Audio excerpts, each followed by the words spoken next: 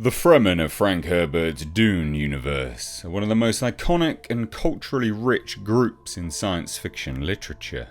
Their origin, culture, and history play pivotal roles in shaping both the narrative and the depth of the Dune universe. In this video, we will delve into the intricate details of the Fremen, exploring their origin, their unique culture, and the significant historical events that defined their people.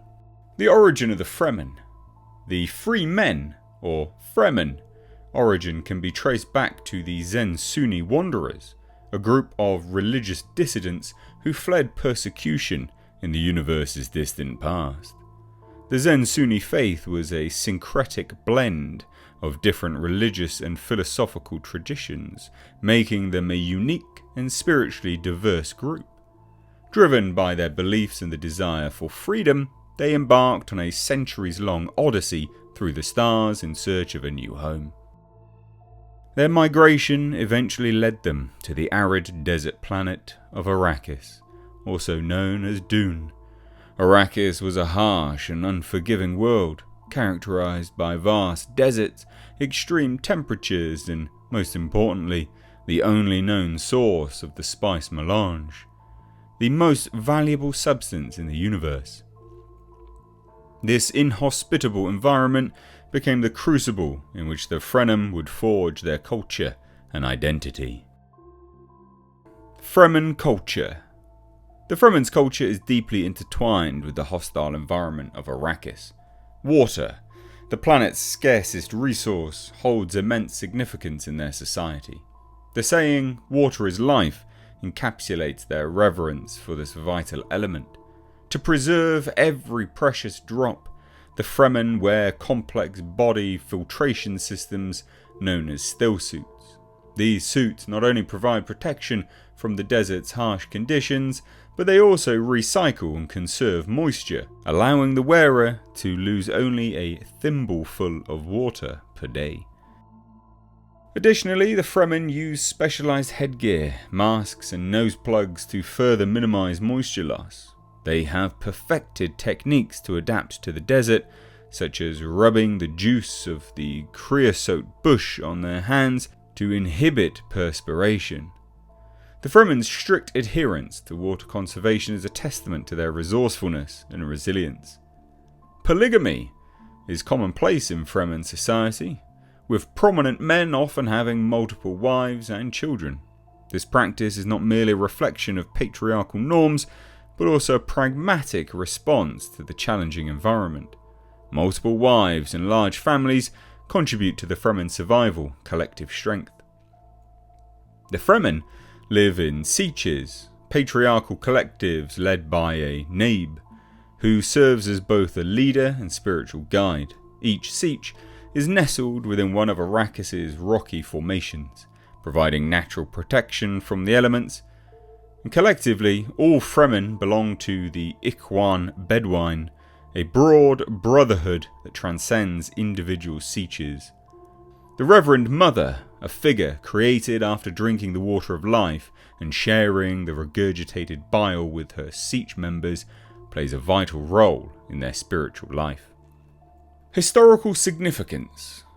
The Fremen's history is marked by oppression, resilience, and eventual triumph. Before House Atreides assumed control of Arakis, the Fremen suffered under the brutal rule of House Harkonnen and Imperial agents. The Harkonnens exploited the Fremen, both for their labour and for their status as the planet's natives who knew how to survive in the harsh desert.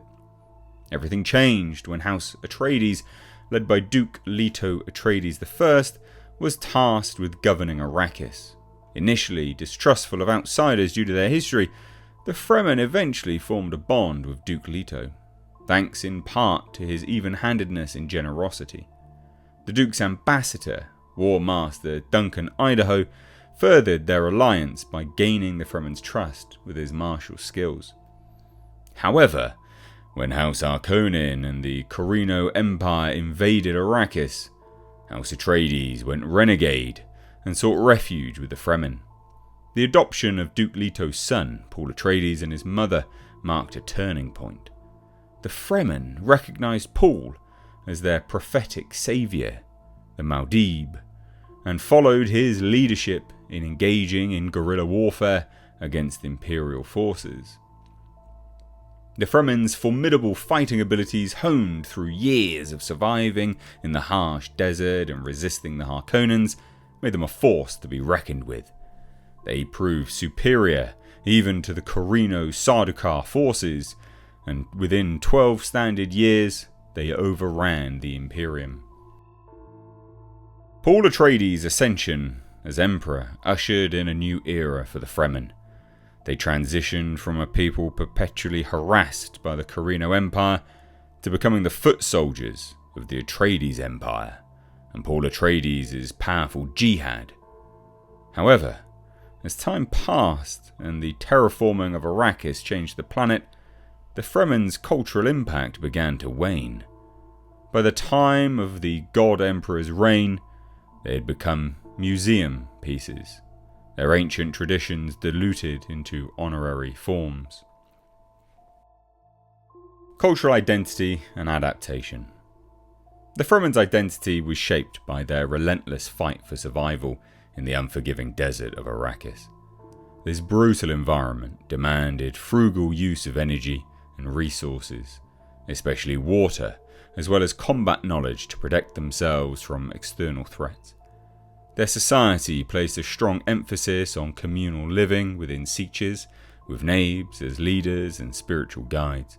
Polygamy, a pragmatic response to the harsh conditions, allowed for larger families and increased collective strength.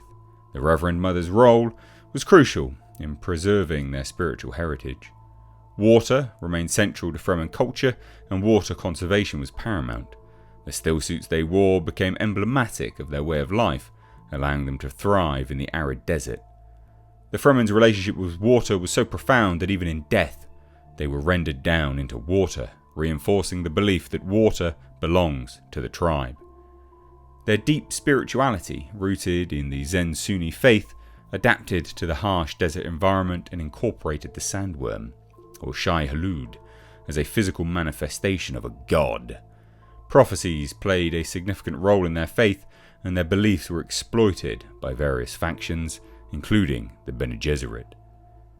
Legacy and transformation.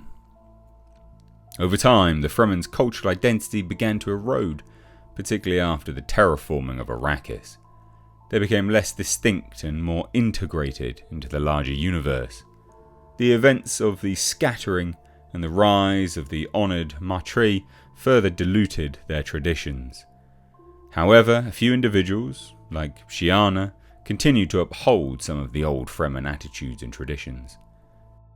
It is believed that most of the Fremen were killed during the honoured Matri attack on Arakis, which essentially destroyed the planet, occurring approximately 1,500 standard years after Leto II's death.